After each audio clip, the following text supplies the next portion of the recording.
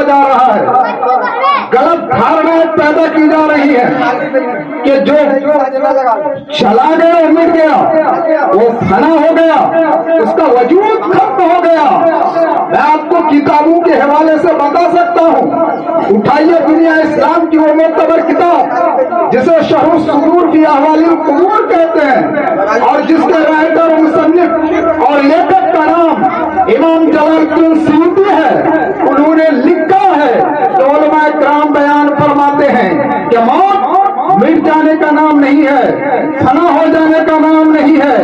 جو لوگ کہتے ہیں وہ اس کتاب کا مطالعہ کریں، ان کو واضح ہو جائے گا، وہ صاف طور پر جان لے گا کہ موت مٹ جانے کا نام نہیں ہوتا ہے، بلکہ جسم سے روح جدا ہو جائے اسی کا نام موت۔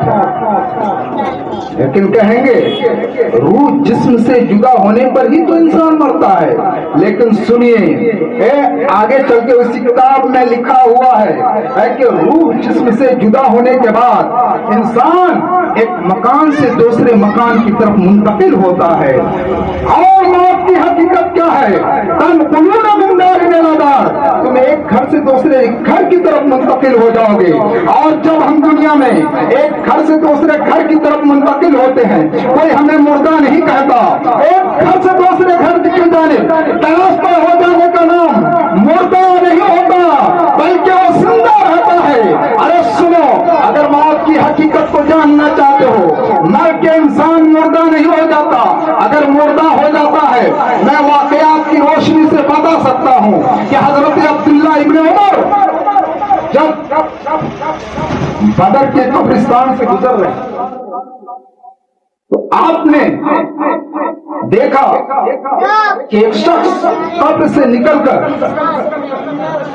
آواز دے رہا، پانی پلاؤ پانی پلاؤ پانی پلاؤ پانی پلاؤ۔ لیکن آپ تعجب میں پڑ جاتے ہیں کون شخص ہے جو قبر سے نکل کر کے یہ کہہ رہا ہے پانی پلاؤ، اور اس کے چہرے سے اس کی حیثیت سے معلوم ہو رہا ہے کہ آج کی شدت اس پر غالب ہے اور وہ پانی مانگ رہا ہے۔ لیکن اسی کے بعد ایک شخص اور قبر سے نکلتا ہے، آواز دے رہا ہے خبردار سے پانی نہ پلانا، یہ گستاخ رسول ہے، رسول اللہ کا گستاخ ہے، ساتھ ایک کافر بھی ہے، پانی نہ پلانا۔ یہ واقعہ لے کر عبداللہ ابن عمر حضور کی بارگاہ میں پہنچتے ہیں اور عرض کرتے ہیں حبیب اللہ رسول اللہ، ایک حیرت واقعہ سامنے آیا، اور وہ واقعہ یہ ہے کہ جب میں قبرستان سے گزر رہا تھا، ایک شخص باہر نکلتا ہے اور نکلنے کے بعد کہتا ہے مجھے پانی پلاؤ مجھے پانی پلاؤ، لیکن دوسرا شخص نکل کر کہہ رہا ہے خبردار پانی نہ دینا، اور پھر اسے بروس سے مارنے لگا، اور مارتے مارتے پھر قبر کے اندر اسے داخل کر دیا۔ اللہ کے پیغمبر جناب محمد رسول اللہ صلی اللہ علیہ وسلم فرماتے ہیں تم نے اسے پہچانا نہیں، تم نے اسے جانا نہیں، یہ کوئی اور نہیں ہے، یہ زمانے کفر کا اور اس دور کا ایک بہت بڑا گنڈا، آج جنہوں نے اسلام کو روکنے کی کوشش کی تھی، یہ وہی شخص ہے جس کا نام ابو جہل ہے، جن کو آج بھی سزا مل رہا ہے، اور قیامت تک ان پر یہ سزا جاری اور ساری رہے گی۔ اس لیے آپ کو میں یہ بتانا چاہتا ہوں کہ مرنے کے بعد جب ابو جہل زندہ ہے تو پھر اللہ کے جو نیک بندے ہیں، اللہ کے جو ولی ہیں، اللہ کے جو نبی ہیں، وہ کیسے مردہ ہو سکتے ہیں؟ اسی کو تو اعلیٰ حضرت نے فرمایا ہے تو زندہ ہے واللہ، تو زندہ ہے واللہ، میرے چشم عالم سے چھپ جانے والا۔ جب یہ ظاہر ہو گیا کہ مرنے کے بعد وجود ختم نہیں ہوتا، مرنے کے بعد انسان مٹ نہیں جاتا ہے، تو پھر اب ہم اگر یہ اصالِ ثواب کی محفلیں قائم کرتے ہیں تو ٹھیک ہے، قرآن خوانی کرتے ہیں تو ٹھیک ہے۔ اگر یہ دھارنا بن جائے، اگر یہ عقیدہ بن جائے کہ مرنے کے بعد مٹ جاتا ہے تو پھر قرآن خوانی کسی کام کی نہیں۔ اگر مٹ جاتا ہے تو پھر میت کو نہلانا کسی کام کی نہیں, ان کو کفن پہنانا کسی کام کی نہیں. کیوں؟ اس لیے کہ جب مٹ ہی جائے گا تو ایسا بھی علاقہ ہے جہاں لوگ پانی کے لیے ترستے ہیں, پانی ان کے حوالے کر دیا جائے. جہاں لوگ کپڑے کے لیے ترستے ہیں, کپڑے ان کے حوالے کر دیا جائے. جہاں لوگ خوشبو کے لیے ترستے ہیں, خوشبو ان کے حوالے کر دیا جائے. جب مٹ گیا اور وہ اس کا وجود ختم ہو گیا تو پھر نہلانے کے بعد جب ہم قبرستان لے کر چلتے ہیں تو ان کے چہرے کو قبلہ رخ کرتے ہیں.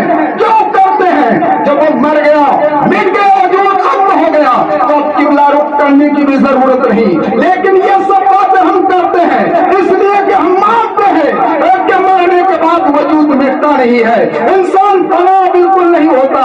بلکہ حضرت عمر بن عبد العزیز فرماتے ہیں انا خلقتم للابد, تم جب ایک مرتبہ پیدا کر دیے گئے ہو تو مٹا کرنے کے لیے نہیں بلکہ تمہارا وجود باقی رہتا. پڑھیے ایک مرتبہ درود پاک, اللہم صلی علی سیدنا شفیعنا نبینا بارک وسلم, صلاۃ و سلام علیک یا رسول اللہ, صلاۃ و سلام علیک یا حبیب اللہ. موت ایک دردناک شبد ہے, اتنا بھیانک ہے انسان تو انسان, حیوان بھی اس شبد سے دہل جاتا ہے.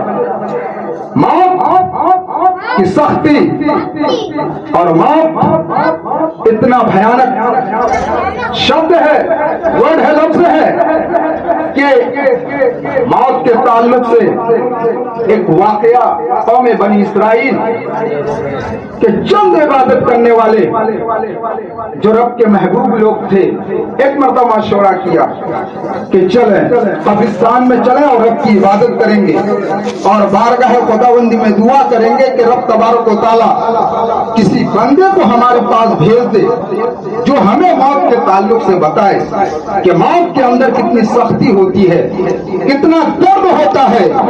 عبادت کرنے لگے اور رب کی بارگاہ میں دعا جاری رکھی. رب نے ان کی دعائیں قبول کی اور پھر ایک شخص قبر سے نکلتا ہے اور آ کر کہتا ہے کہ بتائیے آپ کیا پوچھنا چاہتے ہیں, کیا سمجھنا چاہتے ہیں. اتنا کہنا تھا. آج یہ لوگ کہتے ہیں ہم سب کو بتائیے کہ جب آپ کا انتقال ہوا تھا آپ کو کتنا درد ہوا تھا, کتنی تکلیف ہوئی تھی. وہ شخص کہتا ہے کہ میرے قبرستان میں آئے ہوئے لگ بھگ 50 سال گزر چکے ہیں لیکن اب تک موت کی تکلیف میرے جسم سے ختم نہیں ہوئی ہے. اتنا درد ہے, اتنی تکلیف ہوتی ہے. اور آئیے حضرت عیسیٰ کی بارگاہ میں چلیے. حضرت عیسیٰ علیہ الصلوۃ والتسلیم مردوں کو زندہ کرتے. ایک مرتبہ اس زمانے کے کافر لوگ کہنے لگے کہ آپ ایسے مردہ کو زندہ کرتے ہیں جن کے گزرنے کے کچھ ہی دن ہوتے ہیں, کم سمے میں جو لوگ گزرے ہوتے ہیں نا, جن کا 1 سال گزرتا ہے 2 سال گزرتا, ان کو زندہ کرتے ہیں. کسی ایسے انسان کو زندہ کر کے دکھائیے جن کے گزرنے کا لمبا سمے گزرا.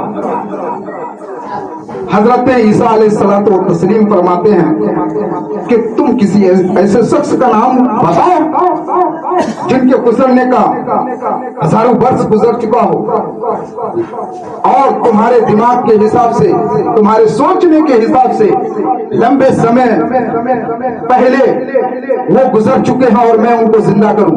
انہوں نے کہا کہ حضرت نوح کا جو بیٹا ہے ان کا نام سام ہے, ان کو آپ زندہ کر کے دکھائیے. ان کے گزرنے کے کافی دن گزر چکے ہیں. حضرت عیسیٰ علیہ الصلوۃ والتسلیم کہتے ہیں گھبراؤ نہیں. وہ قبر کے قریب جاتے ہیں, 2 رکعت نماز ادا کرتے ہیں اور رب کی بارگاہ میں دعا کرتے ہیں. دعا کرنے کے بعد حضرت سام کو آواز دیتے ہیں, اے سام نوح کے بیٹے آپ باہر آئیے. جب آواز دیا تو باہر آتے ہیں, لیکن باہر آنے کی جو کیفیت تھی وہ ایک الگ انداز کی تھی. جب باہر آئے تو لوگوں نے دیکھا کہ ہزاروں سال گزر چکے, یہ باہر آئے ہیں. اب اس زمانے کا حال یہ تھا کسی کے سر کا بال سفید نہیں ہوتا تھا.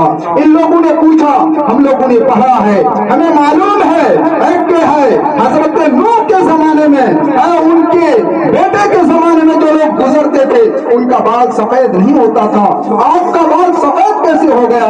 انہوں نے کہا کہ سنو, جب آواز مجھے پہنچی قبر سے باہر آئیے, مجھے مجھے اتنا ڈر لگا شاید میدان محشر قائم ہونے والا ہے، اسی خوف کی وجہ سے میرا سر کا بال سفید ہو گیا، اسی ڈر کی وجہ سے۔ اور پھر بتایا کہ میرے گزرنے کے کافی عرصہ گزر چکے ہیں لیکن اب تک موت کی تکلیف میرے جسم سے نہیں گئی۔ یہ ہے موت۔ موت کو ہم لوگ آسانی سے لے لیتے ہیں لیکن موت ایک پاورفل شبد ہے، موت ایک بھیانک چیز ہے جن کے تعلق سے کتابوں میں ہزاروں واقعات ملتے ہیں۔ یہ سال ثواب کی محفل ہے۔ آج لوگ کہتے ہیں کہ ہم اور آپ اگر کچھ کریں گے، کچھ بھیجیں گے تو پہنچتا ہے کہ نہیں، کنفیوژن میں ہے، لوگ دویدھا میں رہتے ہیں کہ وہ پہنچتا بھی ہے کہ نہیں۔ لیکن میں آپ کو بتا دوں حدیثوں سے ثابت ہے اور قرآن کی آیتیں بتا رہی ہے کہ آپ اگر کچھ پڑھتے ہیں، کچھ اگر بھیجتے ہیں تو یہ سب آپ کرنے والوں کو بھی اس کا فائدہ ملتا ہے اور جس کے نام سے کرتے ہیں گزرنے والے کو بھی اس کا فائدہ ہے۔ اس لیے ایصال ثواب کیا ہے؟ ایصال یہ باب افعال کا مصدر ہے اور ثواب کا مطلب ہوتا ہے اچھے کام کا بدلہ، اور دوسرا اس کے بدلے میں آتا ہے عذاب جس کا مطلب ہوتا ہے برے کام کا بدلہ۔ آپ اگر قرآن پڑھتے ہیں، آپ اگر درود شریف پڑھتے ہیں، آپ اگر تلاوت قرآن کر کے سورہ یاسین پڑھ کے سورہ ملک پڑھ کے ان تمام چیزوں کو پڑھنے کے بعد جو ہم ایصال ثواب کرتے ہیں، ان تمام چیزوں کا ثواب